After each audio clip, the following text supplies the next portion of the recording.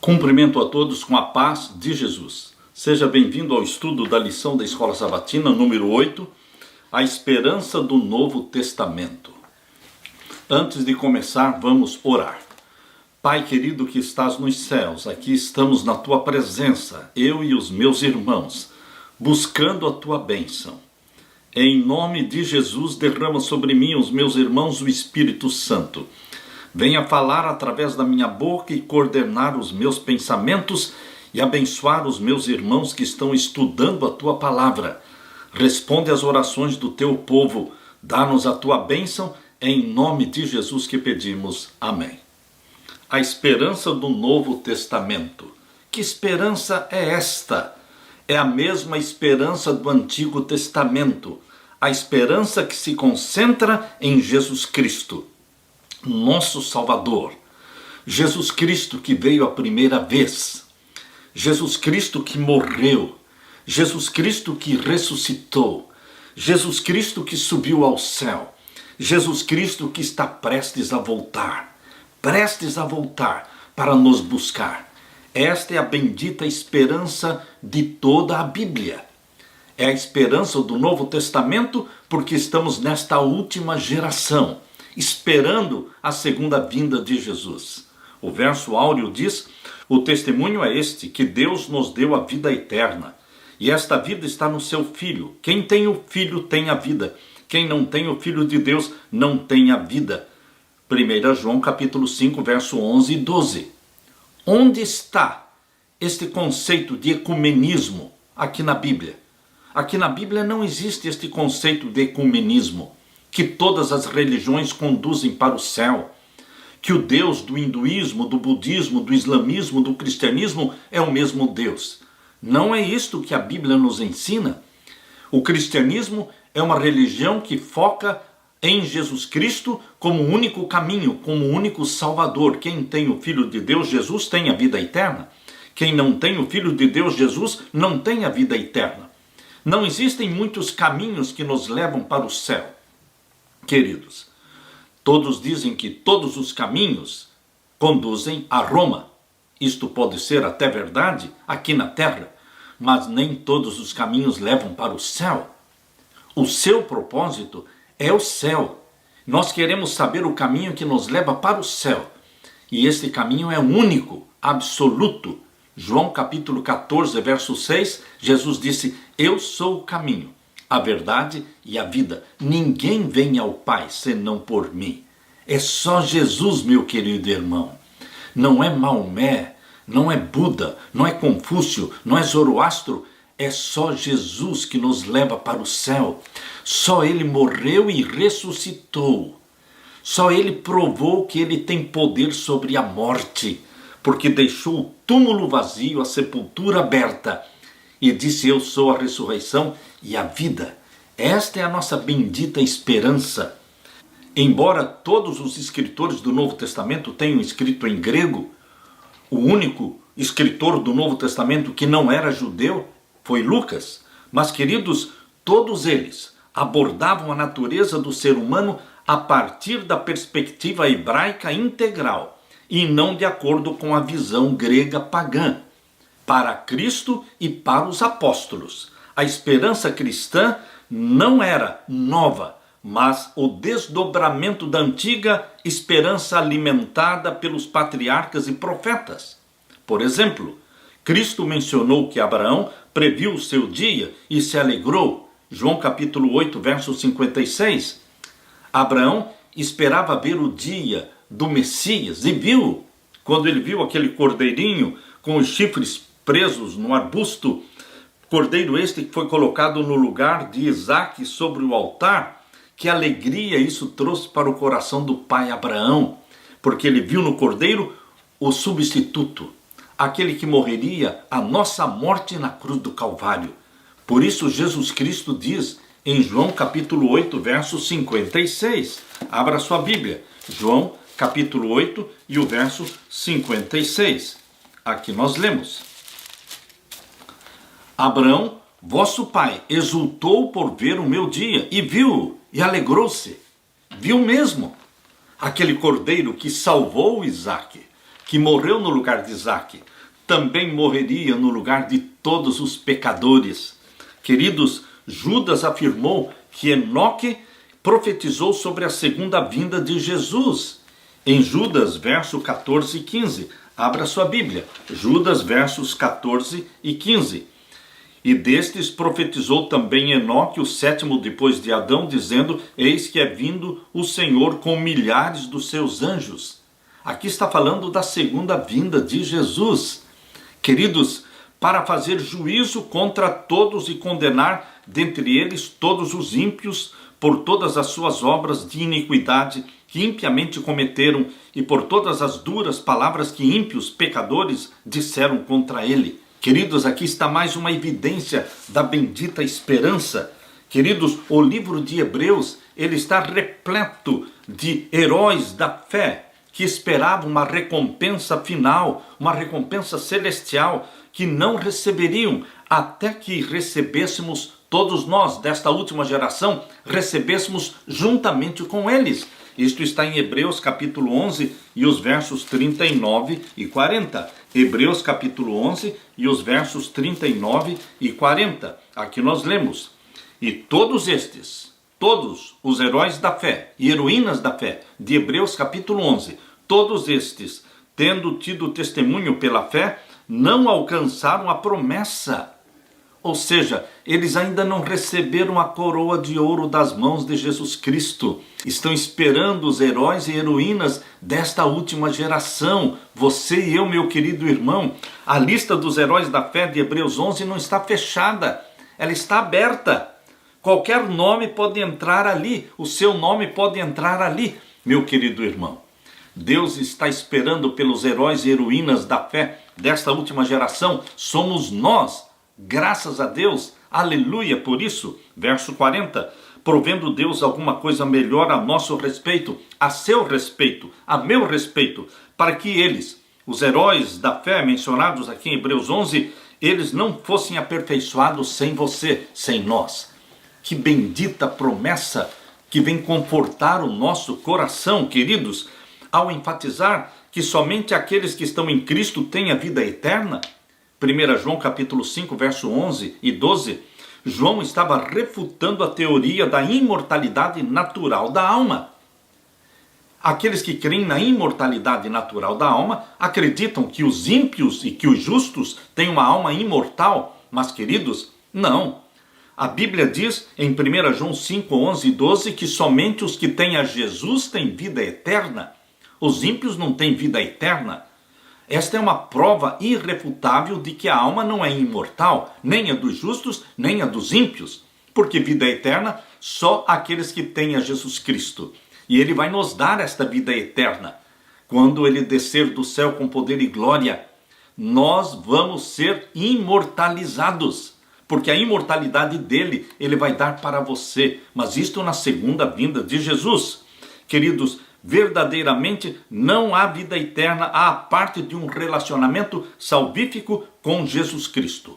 Portanto, a esperança do Novo Testamento é centralizada em Jesus, sendo a única esperança de que esta existência mortal um dia se tornará imortal. Seremos imortais, uma imortalidade que não temos e nunca vamos ter em nós mesmos.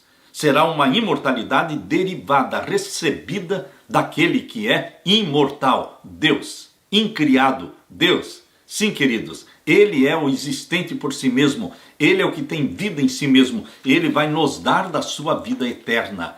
Nós sempre vamos ser dependentes de Deus para a vida eterna. Por isso vamos comer do fruto da árvore da vida uma vez por mês, conforme diz em Apocalipse 22, demonstrando a nossa dependência de Deus, dando graças ao nosso Deus pela salvação, pela imortalidade, pela vida eterna derivada dele.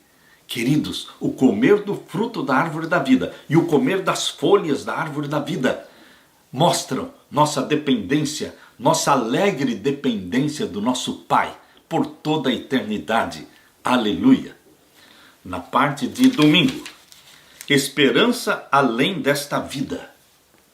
Queridos, os espíritas acreditam que existe vida além da morte, além da sepultura. Não é bem assim que a Bíblia ensina. A Bíblia ensina que existe esperança de vida além da morte, mas esta vida além da morte só ocorrerá através da ressurreição. Quando o nosso querido Salvador Jesus Cristo ressuscitar os mortos em Cristo, os justos mortos, eles serão ressuscitados glorificados. Então existe sim esperança. Quando nós morremos, existe a esperança da ressurreição, quando nos será dada a recompensa. A recompensa não é dada na hora da morte, nem dos justos, nem dos ímpios, mas a recompensa será dada na ressurreição. É assim que Lucas fala. Abra sua Bíblia aqui em Lucas capítulo 14, Evangelho de Lucas, o capítulo 14. Aqui nós lemos no verso 14. E serás bem-aventurado, porque eles não têm com que te recompensar, mas recompensado te será na ressurreição dos justos. A recompensa será na ressurreição, não na hora da morte. Existe sim esperança além desta vida? Sim. Se a nossa vida fosse para ser restrita somente a estes poucos anos que vivemos aqui, de sofrimentos, de brigas e conflitos, de lares sendo separados por divórcios, por filhos que não são educados e não são criados pelos próprios pais, famílias desfeitas.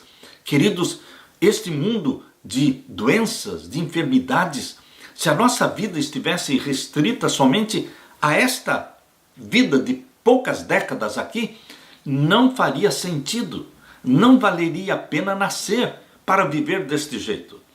Mas bendito seja Deus, existe esperança de vida eterna. Jesus Cristo vai ressuscitar e dar vida eterna para aqueles que nele creem. É isso que nós lemos. Graças ao sacrifício e ressurreição de Jesus, existe para mim e para você a esperança de uma ressurreição e de uma vida eterna, quando seremos glorificados, tal como Jesus ressuscitou glorificado. Nós também ressuscitaremos se morrermos, ressuscitaremos glorificados. E se não morrermos, se permanecermos vivos até a volta de Jesus, seremos transformados assim, num abrir e fechar de olhos. O que é mortal será revestido da imortalidade. 1 Coríntios, vamos ler, capítulo 15, e os versos 12 a 19. Aqui lemos: Ora, se prega que Cristo ressuscitou dos mortos, como dizem alguns dentre vós que não há ressurreição de mortos? Quem dentre os judeus não acreditava na ressurreição dos mortos? Os saduceus, Anás e Caifás, os líderes da religião judaica, eles não acreditavam na ressurreição dos mortos? Eles não acreditavam em anjos? Eles não acreditavam nem mesmo no céu. Queridos, eles não adoravam o Deus criador dos céus e da terra. Eles eram membros da Cabala. Eles eram adoradores do Deus de chifres. Queridos, o Deus de chifre se chama Baphomet. É o Deus adorado na Cabala, é o Deus adorado na maçonaria, é o Deus adorado no satanismo. Queridos, os saduceus, eles disseram: não temos outro rei senão César. Eles não estavam esperando pelo Messias. Aliás, eles não queriam um Messias. Eles tinham um pacto com Roma. Muito cuidado, meu querido irmão. Na primeira vinda de Cristo, a liderança da igreja judaica tinha pacto com Roma. A história vai se repetir. Cuidado para que você também não tenha pacto com Roma. A nossa lealdade, o nosso pacto é com o nosso Senhor Jesus Cristo, que virá para nos buscar, para nos arrebatar para o céu. Nós não temos nada a ver com Roma, nada a ver com o vinho de Babilônia. Deveremos manter distância de Babilônia e do vinho de Babilônia. Existe ressurreição, sim, porque Jesus ressuscitou. Diz aqui na primeira carta de Paulo aos Coríntios, capítulo 15, e o verso 13. E se não há ressurreição de mortos, também Cristo não ressuscitou? É óbvio. Se não existisse ressurreição, então a história da ressurreição de Jesus teria sido uma mentira. Mas não foi mentira. Ele ressuscitou e ressuscitou uma multidão com ele para provar que existe ressurreição dos mortos. Uma multidão de santos ressuscitou com Jesus Cristo. Isso está bem explicado ali em Mateus capítulo 27, versos 51 a 53. E aqueles santos glorificados que ressuscitaram após a ressurreição de Jesus entraram na cidade santa, Jerusalém, e apareceram para muitos, confirmando: Jesus ressuscitou e nós ressuscitamos com ele.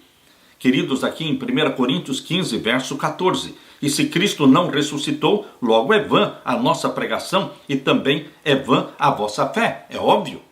Este argumento de Paulo é muito lógico, é muito racional. E agora o verso 15. E assim somos também considerados como falsas testemunhas de Deus. Se Jesus não ressuscitou, então todos nós cristãos seríamos falsas testemunhas, pois testificamos de Deus que ressuscitou a Cristo, ao qual, porém, não ressuscitou, se na verdade os mortos não ressuscitam. Porque se os mortos não ressuscitam, também Cristo não ressuscitou.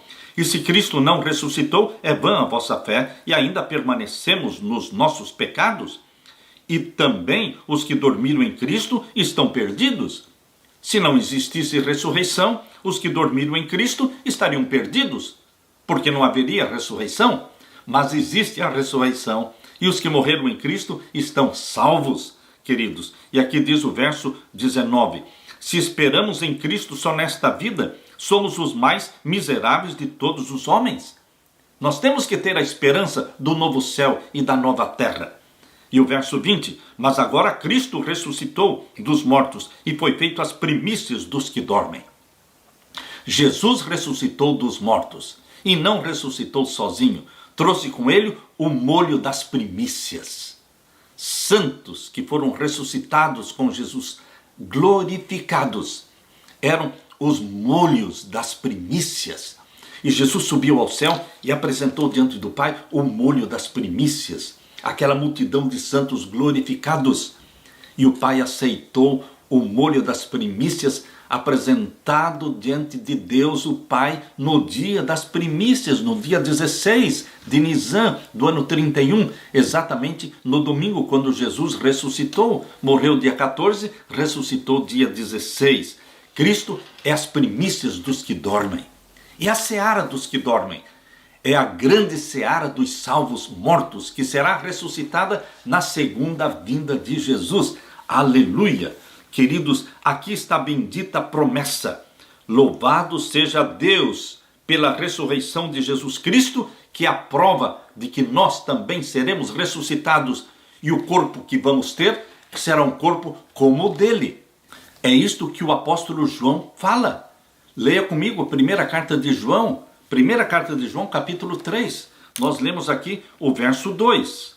Amados, agora somos filhos de Deus. Você quer algo melhor do que isso? Ser filho e filha de Deus, para mim é tudo. E ainda não é manifesto o que havemos de ser, mas sabemos que quando ele se manifestar, ou seja, na segunda vinda de Jesus, seremos semelhantes a ele.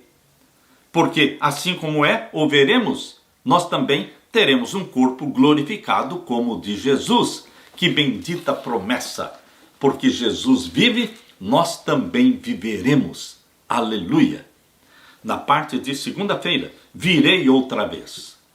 Que promessa, que conforta, que me anima, que é oxigênio para a minha vida espiritual. Queridos, estou completando cerca de 50 anos de ministério e não canso de pregar sobre a segunda vinda de Jesus. Virei outra vez, virei outra vez. Foram as palavras de Jesus antes dele subir para o céu. João 14, abra sua Bíblia no Evangelho de João, capítulo 14, e vamos ler esta mensagem confortadora. Promessa, deveremos todos decorar estes versos. João capítulo 14, versos 1 a 3. Não se turbe o vosso coração, credes em Deus, crede também em mim. Não viva preocupado, creia. Creia nas promessas, nas palavras que saíram da boca de Jesus. E aqui diz o verso 2, na casa de meu pai há muitas moradas. Se não fosse assim, eu vou-lhe teria dito, vou preparar os lugares. Jesus não nos enganou. Jesus não se esqueceu da promessa que fez. Ele foi, há 2000 anos atrás, preparar-nos um lugar, porque a Nova Jerusalém virá prontinha do céu.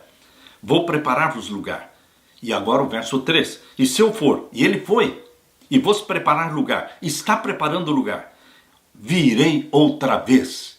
Isto ainda não se cumpriu. Virei outra vez. Isto vai se cumprir. Eu creio piamente que Jesus virá na minha geração, nesta última geração que vive sobre a terra. E vos levarei para mim mesmo, disse Jesus, para que onde eu estiver, estejais vós também. Esta bendita promessa de João 14, 1 a 3, deve ser memorizada.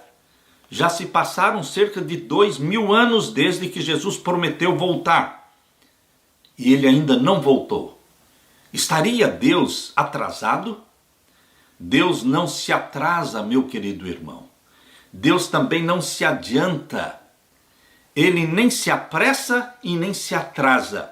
Ele faz as coisas no devido tempo.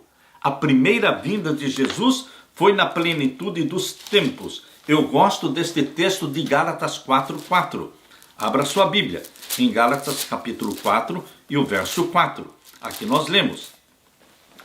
Gálatas 4:4. Mas vindo a plenitude dos tempos, Deus enviou seu Filho, nascido de mulher, nascido sob a lei. Vindo a plenitude dos tempos significa que Jesus nasceu no planeta Terra, não antes e nem depois, mas exatamente no tempo indicado na profecia. A profecia das 70 semanas, lá de Daniel capítulo 9, indicava um momento em que o Messias deveria vir ao mundo. Queridos, a profecia mostra que ele seria batizado no ano 27 da nossa era e morreria no ano 31. Portanto, queridos, esta profecia mostrava o tempo da vinda de Jesus Cristo, a primeira vinda, a encarnação do nosso Senhor Jesus Cristo, quando ele se tornaria Emanuel, um de nós, na plenitude dos tempos. Houve uma plenitude dos tempos para a primeira vinda de Jesus. Existe também uma plenitude dos tempos para a segunda vinda de Jesus. Aleluia! Há pessoas que pensam que não existe o dia e a hora da volta de Jesus. Quando Jesus diz em Mateus 24:36 que daquele dia e hora ninguém sabe, nem os anjos, nem o Filho, mas somente o Pai, é porque existe o dia e a hora. Senão ele não teria falado. No livro Grande Conflito, menciona, queridos, no capítulo 40 do livro Grande Conflito, menciona que depois que a lei de Deus, a santa lei de Deus, for estampada no céu, e todos os ímpios e salvos também, todos os ímpios e todos os salvos vão ver os 10 mandamentos estampados no céu e vão ler os 10 mandamentos. Depois disto, será ouvida uma voz, só que esta voz será ouvida somente pelos salvos.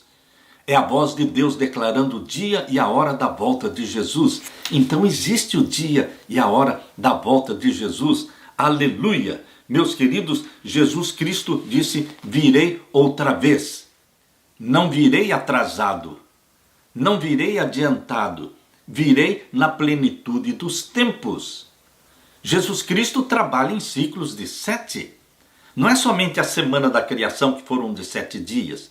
Também a história do pecado neste planeta Terra é de 6.000 anos. É assim que o apóstolo Pedro diz. Queridos, para Deus um dia como 1000 anos e 1000 anos como um dia. Aquela semana da criação de 7 dias são 7.000 anos. É a grande semana de 7.000 anos, sendo 6.000 anos de pecado e o 7º milênio, o sábado milenial, que é o descanso do planeta Terra, porque Deus arrebata a sua igreja, vamos viver e reinar com Cristo durante os 1000 anos, lá no céu. Isso é o que diz em Apocalipse capítulo 20, o 7º milênio, é o milênio de Apocalipse 20, mas são 6.000 anos de pecado na Terra. E esses 6.000 anos de pecado na Terra são passados. Faça as contas, são 4.000 anos do pecado de Adão até Cristo. E de Cristo para cá, já estamos passando de 2.000 anos, 2022. Queridos, se você contar 4.000 anos do pecado de Adão até o nascimento de Cristo, então já estaríamos em 6.022. Mas se você contar os 4.000 anos do pecado de Adão até o batismo de Cristo no ano 27, Neste caso, nós ainda não completamos os 6.000 anos, mas os 6.000 anos se completariam em 2027. Agora, se você considerar os 4.000 anos de pecado, desde Adão até a morte de Cristo no ano 31, então os 6.000 anos se completariam no ano de 2031. Mas, queridos, o importante não é marcar o ano, o importante é saber que nós estamos vivendo nesta última geração. Seja 2027, seja 2031, nós estamos no início do 7º milênio. Nós estamos com 6.000 anos de pecado na terra, 6.000 anos arredondados. É o tempo de Jesus Cristo voltar. Por isso esta promessa virei outra vez está sendo repetida há 2.000 anos. Por que Jesus não veio antes? Porque, queridos, esta nossa geração é a geração que completa os 6.000 anos. É esta geração que verá Jesus Cristo vindo em glória e majestade. Creia nisso, queridos. Apesar dos longos séculos passados desde que Jesus ascendeu ao céu, a promessa da sua vinda permanece sendo relevante até hoje. Por quê? Porque tudo o que temos é uma vida curta. A nossa vida é curta, seguida por um descanso inconsciente na sepultura, e então a ressurreição final, sem nenhuma oportunidade posterior de mudar nosso destino. Queridos, a nossa vida, nosso destino é mudado enquanto estamos em vida. Depois da morte, não pode se mudar o destino de ninguém, nem o caráter de ninguém pode ser mudado depois da morte. Mas enquanto estamos vivos, o caráter está em processo de formação e mudança, porque o nosso caráter está sendo moldado para ser como o caráter de Jesus. Queridos, no que diz respeito aos mortos, conforme já estudamos, visto que todos eles estão dormindo inconscientemente, a segunda vinda de Cristo não tarda mais que alguns instantes depois que eles morrem. Para você, assim como para todo o povo de Deus, em todas as épocas, o retorno de Jesus não tardará mais do que alguns instantes após a sua morte. Isso significa muito em breve. Isto é, muito em breve. Cada dia que se passa é um dia a menos para a gloriosa aparição do Senhor Jesus nas nuvens do céu. Este é o seu sonho, este é o meu sonho, e nós o veremos. Nós o veremos. Estes olhos o verão, e não outros olhos. Assim como Jó disse, meus olhos o verão, eu também estou dizendo, os seus olhos, os meus olhos, nós o veremos descendo nas nuvens do céu, em glória e majestade. Aleluia! Na parte de terça-feira, eu ressuscitarei. Jesus Cristo provou ter poder sobre a morte. Satanás não contava com esta. Satanás montou um time de demônios. Uma legião de demônios estava ali ao redor do túmulo de Jesus Cristo para manter aquela pedra selada com selo romano para sempre ali, impedindo a ressurreição de Jesus. Mas, queridos, um poderoso anjo do céu, Gabriel, desceu do céu e houve um terremoto. E ele removeu aquela tremenda pedra como se fosse uma pedrinha. E ele disse, Filho de Deus, ressurja, porque o teu Pai te chama. E Jesus Cristo saiu do túmulo pela vida que em si mesmo havia. Como, pastor? Ele saiu do túmulo pela vida que em si mesmo havia. Queridos, Jesus tem duas naturezas, a divina e a humana. Morreu a natureza humana de Jesus. E a natureza divina é imortal. Se a natureza divina pudesse morrer, ele não precisaria ter assumido a natureza humana. Ele assumiu a natureza humana para morrer por nós, porque a natureza divina é imortal. Queridos, a natureza divina de Jesus não morreu, não minguou, não diminuiu. Por isso, ele saiu do túmulo pela vida que em si mesmo havia. Ele saiu com um corpo humano glorificado. Eu o ressuscitarei. Por que Jesus ressuscitará todos os mortos? Porque ele venceu a morte. A morte é Satanás. A morte é o pecado. E Jesus Cristo esmagou a cabeça de Satanás. Em um dos seus milagres, Jesus alimentou cerca de 5.000 pessoas, usando 5 pãezinhos e 2 peixinhos. Isso está em João capítulo 6. versos 1 a 14. Percebendo que a multidão pretendia proclamá-lo como rei, porque aquela multidão estava eufórica. Olha, nós precisamos de um rei assim. Ele está alimentando uma multidão de 5.000 pessoas, somente com 5 pães e 2 peixes. Vamos proclamá-lo rei. Jesus percebeu a intenção deles e se afastou. Por isso, navegou com seus discípulos para o outro lado do mar da Galileia. Mas no dia seguinte, a multidão o seguiu até lá, onde proferiu seu poderoso sermão sobre o pão da vida, com ênfase especial no dom da vida eterna. Vamos ler agora João capítulo 6 e os versos 26 em diante. João capítulo 6 e os versos 26 em diante. Aqui nós lemos. Jesus respondeu-lhes e disse: na verdade, vos digo que me buscais, não pelos sinais que vistes, mas porque comestes do pão e vos saciastes. Queridos, obviamente o povo apreciava os sinais e os milagres de Jesus, mas também eles apreciavam o pão e os peixes. E não foi somente uma vez, ou 2 ou 3, que Jesus multiplicou alimentos. Tornou-se um hábito de Jesus Cristo alimentar as pessoas que vinham ouvir os seus sermões. Ele não despedia as pessoas com fome, queridos, para irem com fome pelo caminho. Ele dava de comer para as pessoas.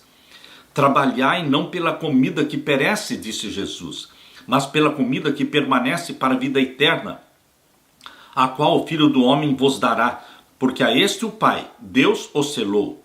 Disseram-lhe, pois, que faremos para executarmos as obras de Deus? Jesus respondeu e disse-lhes: a obra de Deus é esta, que creiais naquele que ele enviou.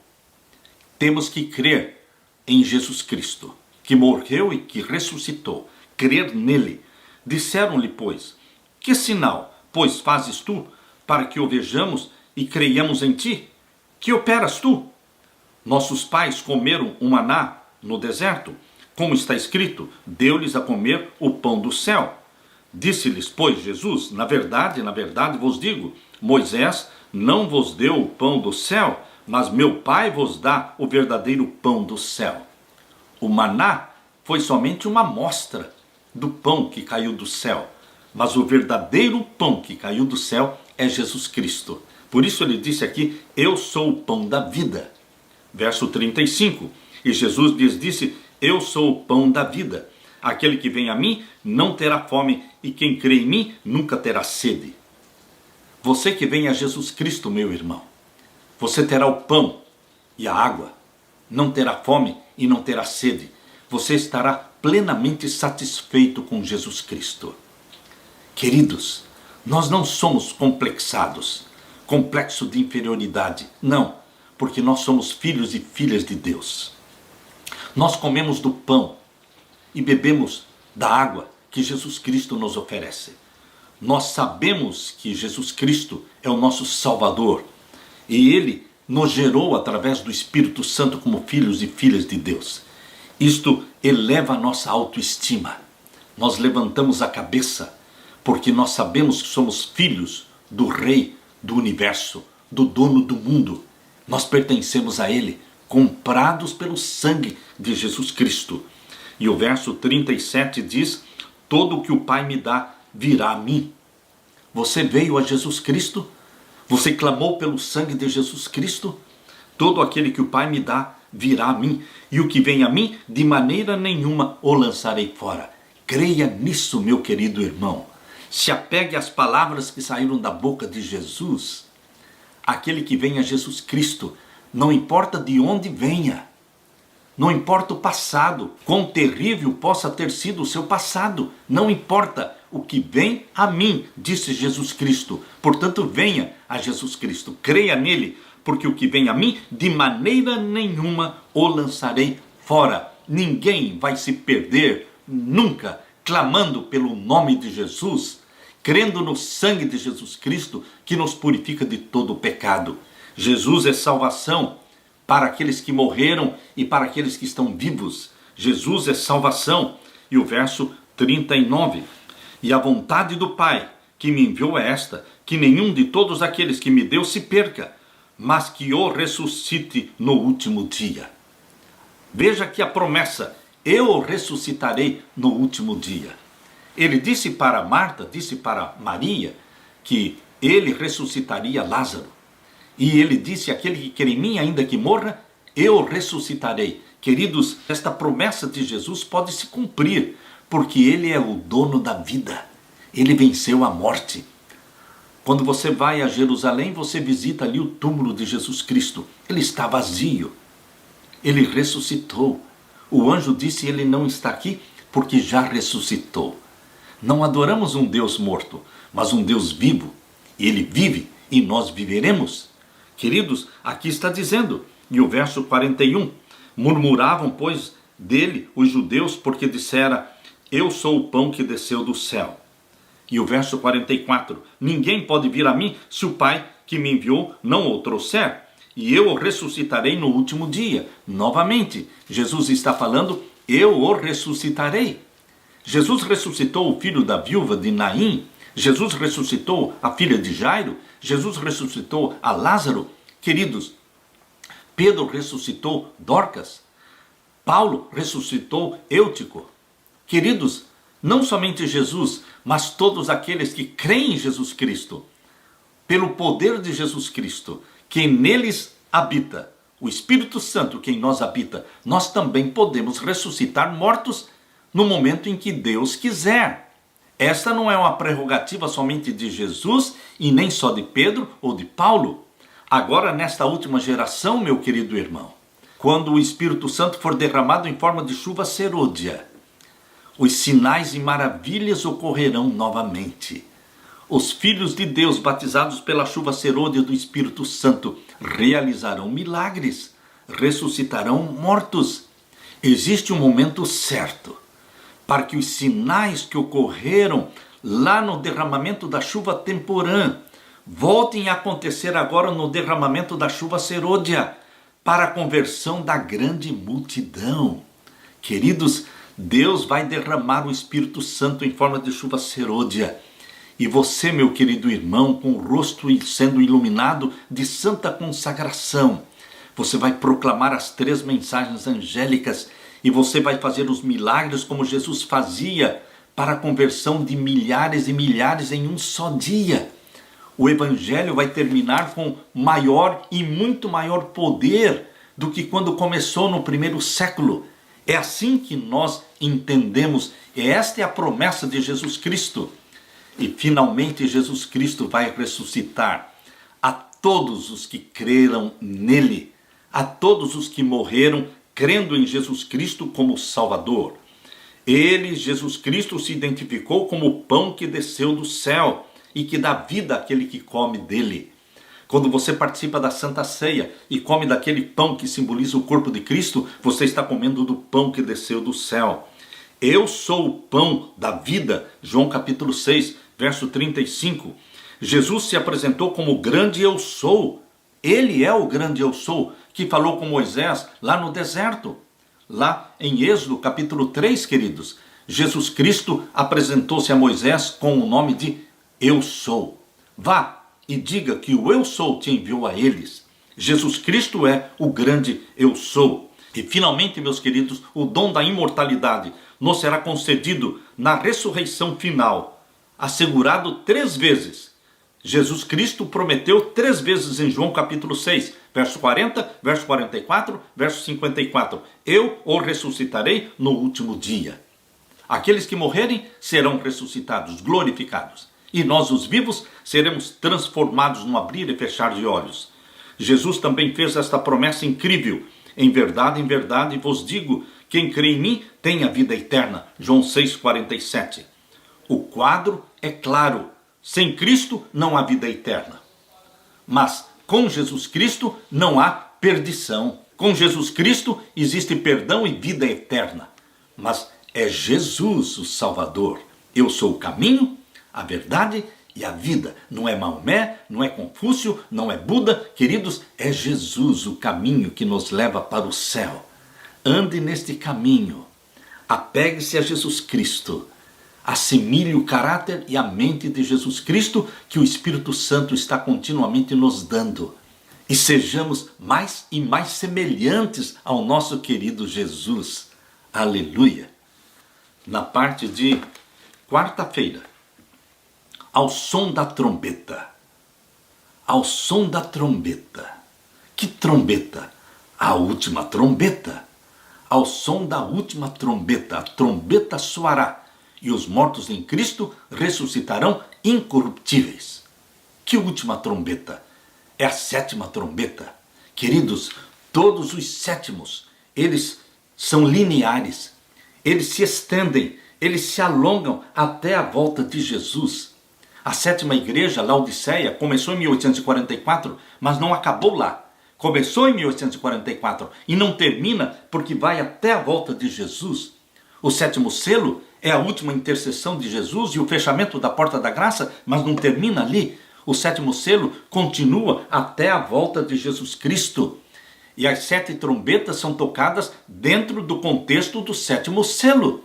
Assim como os 7 selos ocorrem dentro do contexto da sétima igreja, também as 7 trombetas ocorrem dentro do contexto, dentro do tempo do sétimo selo, que se estende até a volta de Jesus. E a sétima trombeta, quando for tocada, não para de ser tocada, porque a sétima trombeta continua sendo tocada até a volta de Jesus. Ela se estende até a volta de Jesus. É dentro do contexto de tempo da sétima trombeta que ocorrerão as 7 últimas pragas.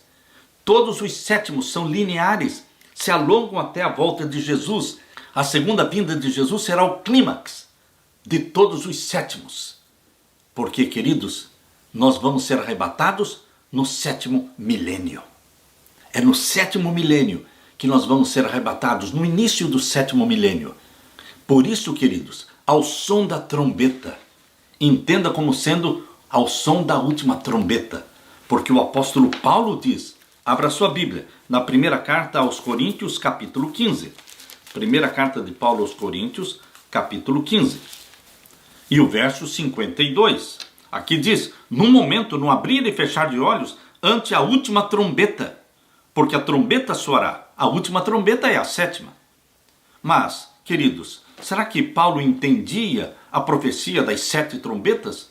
Queridos, ele não precisava entender a profecia das 7 trombetas, porque era uma profecia que se cumpriria após o fechamento da porta da graça.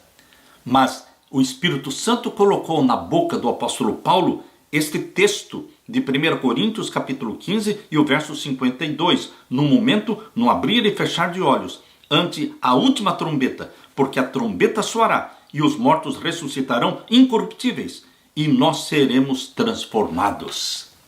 Queridos, esta é a promessa do nosso Senhor Jesus Cristo. A segunda vinda de Jesus será gloriosa, não será em segredo. Não existe arrebatamento secreto. A Bíblia ensina o arrebatamento do povo de Deus, mas não diz que é secreto. Porque Jesus Cristo virá com poder e com glória, com todos os anjos. Os mortos em Cristo ressuscitarão transformados. Jesus Cristo descerá do céu com a voz de arcanjo e com a trombeta de Deus soando. Isto está muito claro. Vamos ler aqui na primeira carta de Paulo aos Tessalonicenses, capítulo 4. Primeira carta de Paulo aos Tessalonicenses, o capítulo 4. E vamos ler a partir do verso 13. Aqui nós lemos. Não quero, porém, irmãos, que sejais ignorantes acerca dos que já dormem. Existia naquele tempo muita ignorância sobre os mortos. Mas, será que era somente naquele tempo? Não, hoje existe também muita ignorância com relação ao estado dos mortos. Porque o hinduísmo crê na reencarnação, o espiritismo crê na reencarnação. E, queridos, tem muitos cristãos acreditando que existe reencarnação e que podem se comunicar com os mortos.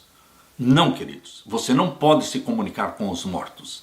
Todo aquele que tenta se comunicar com os mortos vai se comunicar com espíritos de demônios. Os demônios é o pai da mentira, Satanás, que engana aqueles que não creem na Bíblia. Porque a Bíblia diz claramente em Eclesiastes, capítulo 9, a Bíblia diz claramente, abra sua Bíblia, Eclesiastes capítulo 9. capítulo 9 de Eclesiastes e o verso 5. Aqui diz: porque os vivos sabem que hão de morrer, mas os mortos não sabem coisa nenhuma, nem tampouco eles têm jamais recompensa, porque sua memória ficou entregue ao esquecimento. Os mortos, diz a Bíblia aqui, que não sabem nada, não podem aconselhar ninguém, não podem conversar com ninguém. Então, estes mortos que aparecem nas sessões espíritas e que se comunicam com os vivos, não são os mortos, são demônios. É o pai da mentira que está enganando aqueles que não creem na Bíblia. Você tem que crer na Bíblia, meu irmão. E aqui em Eclesiastes capítulo 9, verso 6 diz, falando dos mortos: até o seu amor, o seu ódio e a sua inveja já pereceram, e eles já não têm parte alguma neste século em coisa alguma do que se faz debaixo do sol. Isto é o que a Bíblia ensina. Portanto, meus queridos, quando nós lemos aqui, na primeira carta de Paulo aos Tessalonicenses capítulo 4, verso 13, não quero, porém, irmãos, que sejais ignorantes acerca dos que já dormem, é porque existia esta ignorância e existe ainda hoje, para que não vos entristeçais como os demais que não têm esperança. Entenda, meu querido irmão, minha querida irmã, que os mortos não estão no céu, os mortos também não estão no inferno, os mortos também não estão no purgatório, os mortos estão dormindo no pó da terra.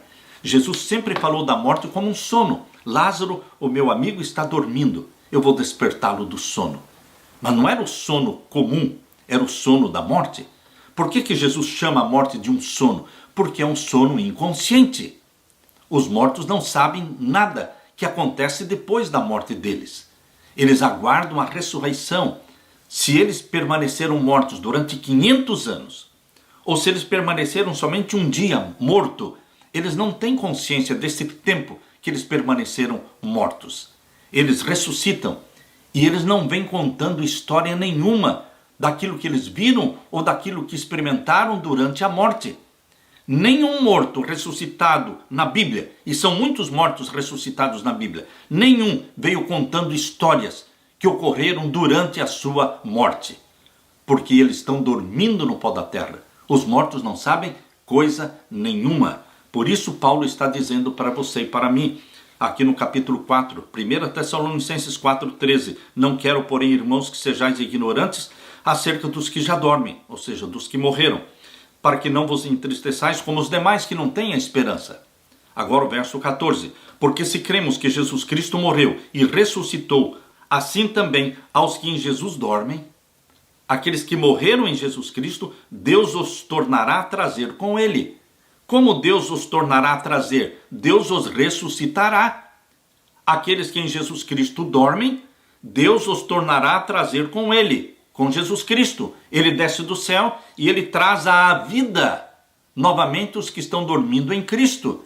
É assim que temos que entender o texto de 1 Tessalonicenses capítulo 4, verso 14. E agora o verso 15. Dizemo-vos, pois, isto pela palavra do Senhor, que nós os que ficarmos para a vinda do Senhor, ou seja, aqueles que não morrerem, aqueles que permanecerem vivos até a volta de Jesus, não precederemos os que dormem. Percebam, os que permanecerem vivos até a volta de Jesus não precederão os que estão dormindo. Não irão para o céu antes dos mortos em Cristo. Jesus Cristo primeiramente ressuscita os mortos em Cristo. E então os mortos em Cristo ressuscitados, glorificados, juntamente com os vivos que serão transformados no abrir e fechar de olhos, todos eles serão arrebatados para o céu, para viverem e reinarem com Jesus Cristo 1000 anos, o 7º milênio. Por isso diz aqui o verso 16, porque o mesmo Senhor descerá do céu com alarido e com voz de arcanjo e com a trombeta de Deus, e os que morreram em Cristo ressuscitarão primeiro. A Bíblia fala da primeira ressurreição que ocorre na segunda vinda de Jesus, no começo dos 1000 anos. Porque os que participam da primeira ressurreição são bem-aventurados. Eles vão viver e reinar com Jesus Cristo durante 1000 anos. É assim que Apocalipse capítulo 20 explica. Abra sua Bíblia. Em Apocalipse capítulo 20, o verso 6. Bem-aventurado e santo aquele que tem parte na primeira ressurreição. Por quê? Porque eles ressuscitam glorificados e vão reinar com Cristo 1000 anos aonde? No céu. Cristo não pisa na terra. Nós vamos encontrar Jesus nos ares e seremos arrebatados não para algum lugar do espaço. Não, nós vamos ser arrebatados para o lugar onde está a Nova Jerusalém, onde está o trono de Deus. Queridos, nós vamos ser arrebatados, todos os justos mortos ressuscitados, mas os justos vivos transformados, seremos arrebatados para estar com Jesus Cristo lá no céu durante os 1000 anos. Por isso aqui em Apocalipse 20, verso 6 diz: bem-aventurado e santo o que tem parte na primeira ressurreição. Sobre estes não tem poder a segunda morte, que é a morte no lago de fogo e enxofre. Mas serão sacerdotes de Deus e de Cristo e reinarão com ele 1000 anos. Aleluia, aleluia. É assim que a Bíblia nos promete. É assim que nós cremos, queridos. Ao som da trombeta, a trombeta de Deus soará e os mortos em Cristo ressuscitarão incorruptíveis e nós seremos transformados.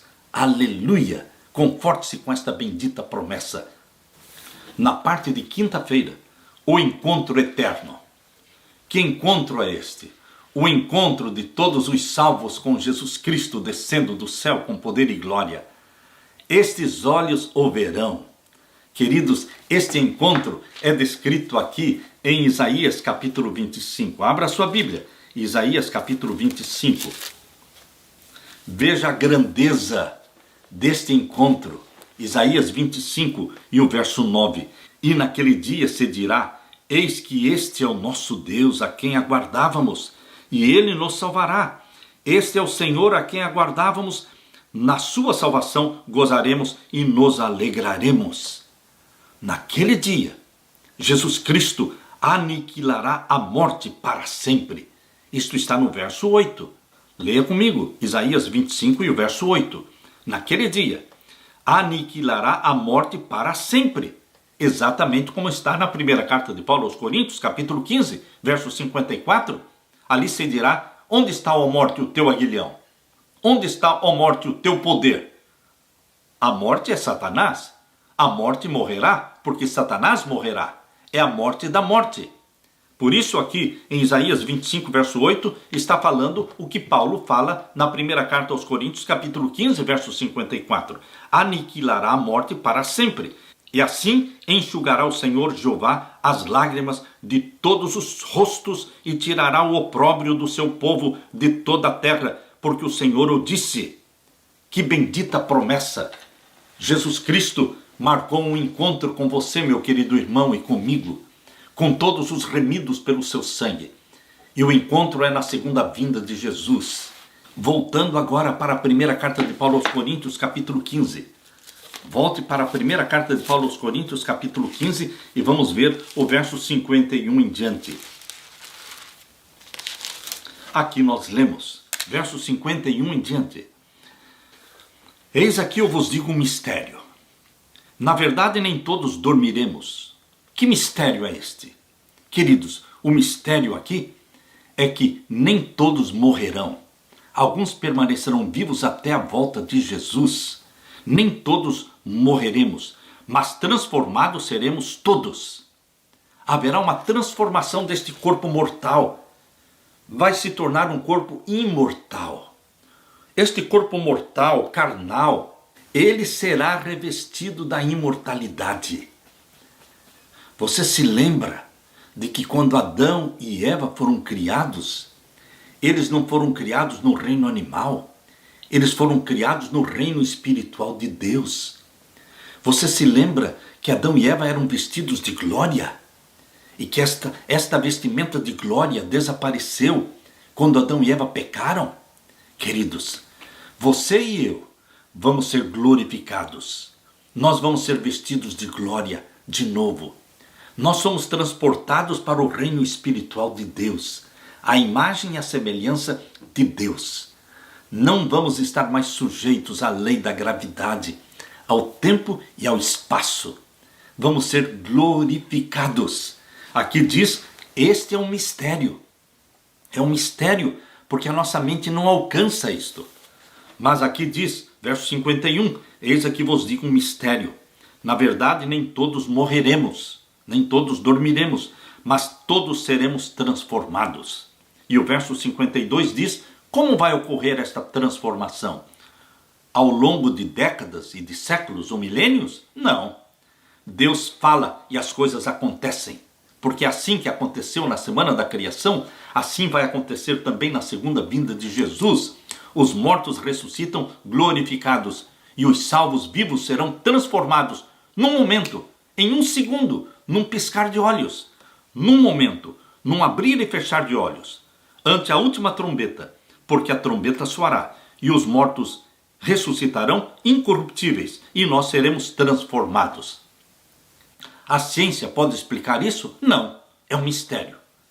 É um mistério que você vai presenciar, você vai vivenciar esse mistério. Porque eu creio que você que me ouve, você vai fazer parte deste mistério, desta experiência de transformação de mortal para imortal. Aleluia! Diga aleluia! Louvado seja Deus! E agora o verso 53.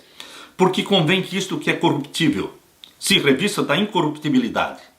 Este corpo corruptível, essa natureza carnal, pecaminosa que nós temos, ela vai durar até a volta de Jesus.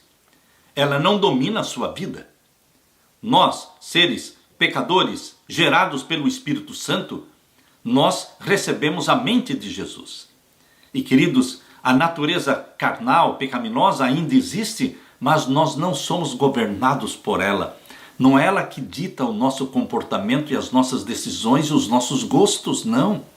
Quem dita o nosso comportamento e os nossos gostos é a natureza santa de Jesus Cristo gerada em você e em mim pelo Espírito Santo. Então a natureza pecaminosa, a natureza carnal, ela permanece suplantada, dominada, querendo levantar a cabeça, mas não conseguindo, porque nós alimentamos a natureza santa e espiritual de Jesus Cristo, pelo estudo diário da Bíblia, pela confissão dos nossos pecados diariamente, pelo recebimento do Espírito Santo diariamente. Nós estamos sendo transformados à semelhança de Jesus Cristo. O nosso caráter é para ser como o caráter de Jesus. É para você receber o selo do Deus vivo. É para você receber a chuva serôdia do Espírito Santo. É para o caráter de Jesus ser impregnado em você, para que você pense como Jesus, reaja como Jesus, sinta como Jesus. Queridos, este é um mistério. O Espírito Santo opera esta transformação em você. Por isso, queridos, quando Jesus Cristo voltar em poder e glória, o corpo que ainda é mortal será revestido da imortalidade, mas o caráter permanecerá o mesmo. Não se engane, meu querido irmão. Pense assim: o corpo mortal, essa natureza pecaminosa que, embora exista ainda no ser humano, redimido pelo sangue de Jesus Cristo, o corpo nosso ainda é mortal e é corrupto, mas ele não domina a sua mente e as suas decisões. A nossa mente é a mente de Jesus Cristo. Aqui no nosso cérebro está a mente de Jesus Cristo. O Espírito Santo fez o download. O Espírito Santo está fazendo o download. Ele está baixando o arquivo pesado da mente de Jesus Cristo, implantando aqui na nossa mente, para pensarmos como Jesus Cristo. Por isso Paulo diz, mas nós temos a mente de Cristo. O caráter que temos permanecerá o mesmo na segunda vinda de Jesus, porque é um caráter que recebeu o selo do Deus vivo. É um caráter que foi batizado pelo Espírito Santo, a chuva serôdia do Espírito Santo. É só o corpo mortal e corrupto que será transformado em imortal e incorrupto na segunda vinda de Jesus. Mas o caráter não precisa ser transformado, porque ele foi formado ao longo dos anos de comunhão com Jesus Cristo, pelo batismo diário do Espírito Santo, pela decisão de não viver pecando pecados conscientes e voluntários. Um corpo transformado e glorificado com o mesmo caráter. É um caráter que se alegra nas coisas de Deus, de pensar nas coisas de Deus. É um caráter que se alegra em obedecer os mandamentos de Deus.